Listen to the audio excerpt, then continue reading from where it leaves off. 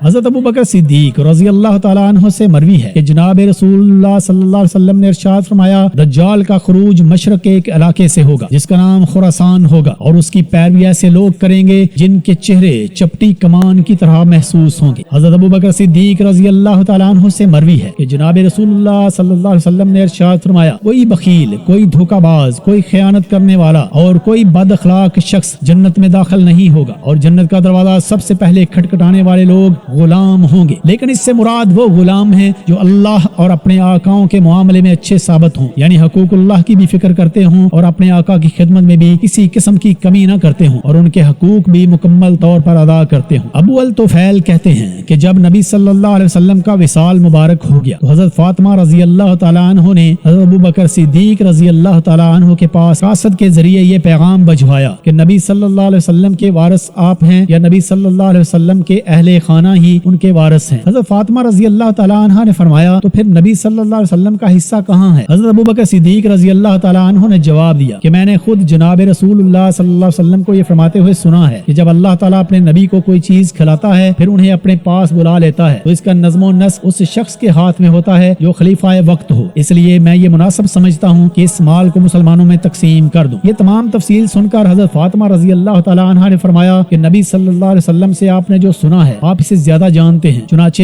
اس کے بعد انہوں نے اس کا مطالبہ کرنا چھوڑ دیا۔